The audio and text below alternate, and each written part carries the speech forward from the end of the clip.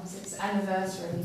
So last year at the festival, Readipop and Jelly, I'm Suzanne from Jelly, an arts organisation, we set up a creative arts network, which was specifically looking at working in the arts with young people. So Artswork is the South East Bridge organisation. Are you all aware of bridge organisations? Yes. No? Okay, so they're funded by Arts Council to help connect people, organisations together to get more access for children to arts and culture. So it's supporting Arts Council Goal 5.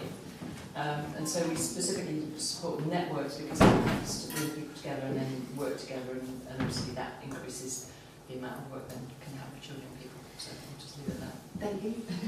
So last year, I think there were about 24 people came to this session, didn't they? And hardly any of them are here. We've all got new people in the room again. And we started off with a few questions about communication, what people are expecting, what they're looking for, who they already work with, because we were trying to create a map of what happens in the town.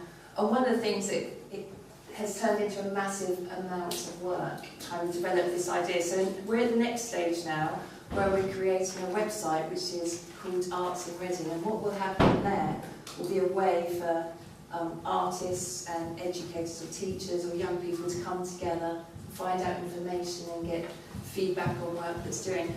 I think one of the things, the reason that we started the Reading Can is there wasn't any way to kind of gather information. So all of us were working individually with schools, and you'd go into a space and then you'd find that Readipop had been there or someone else, and often the programmes kind of could have crossed over.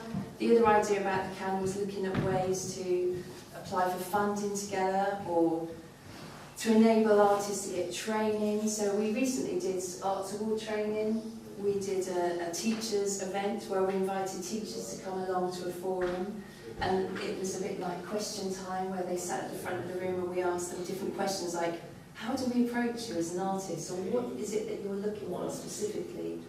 Which was a really great event to kind of find out how you do it, because quite often as individuals or organisations. And subsequently since that we had a teachers fair where we sent out a message to artists and musicians. They could have a little stand if they wanted to. We did some work with the teachers about arts awards in school, because primarily that's one of the things that we've been looking at, is about how to develop arts awards, how to get it into school and get it as part of the...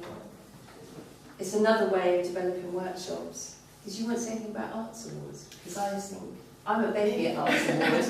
Gavin knows more about arts awards. So Arts Awards, it's run by Trinity College. They're kind of like the exam body, but it's not like a school exam. It's a qualification which the young person does through portfolio, and then the portfolio is moderated. It happens at 5 levels. How many of you are Arts Award advisors? How many of you? You are. So it happens at 5 levels. Discover's an entry level one, and that doesn't have any moderation. It's kind of getting the youngsters to understand what the award is all about. And then Explore has a postal moderation, and that starts at, I think they started at something like 7 years old, and they brought it right down to 5 years old. So you can start at 5 years old. And then Bronze, you have to be 11 or rising 11, Bronze, Silver and Gold. Gold level has UCAS points attached to it. So it's all on the QCF framework, so they're all recognised awards and they actually have a worth to the young people. The beauty, to me, of Arts Award, A, is that it's child-centred, so though there are 4 different aspects that the child does, or the young person does, they're not stipulated in the way their syllabus is, so it leaves them open to explore their own arts practice, and arts is very much the widest sense, so museums and curatorship comes into it now too. But also at the gold level and the bronze level, it leads into leadership. So it's a really good qualification in terms of building a young person's confidence and leadership and letting the young person themselves drive it. As the bridge organisations and all the, so the one bridge organisation in every part of the country, we cover the South East, which is Kent right across the Milton Keynes, all the way around London, different one in London.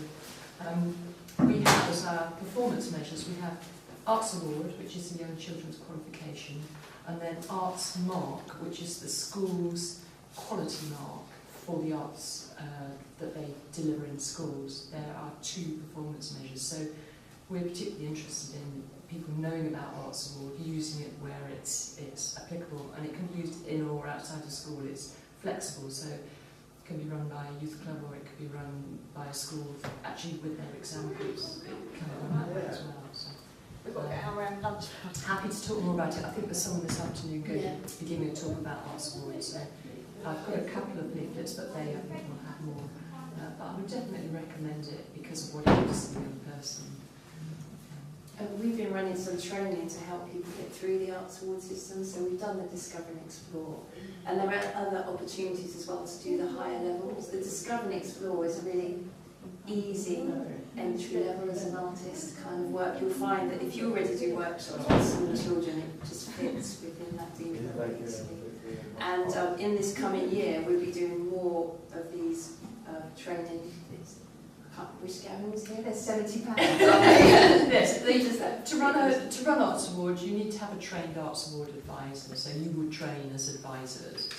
Anybody from age 18 can train as advisor, and that means that you look after the youngsters and help them develop their portfolios, and you put the portfolios into moderation. So you check the portfolios are going to reach the standard, because you never want to put a youngster into moderation if it's not going to be passed.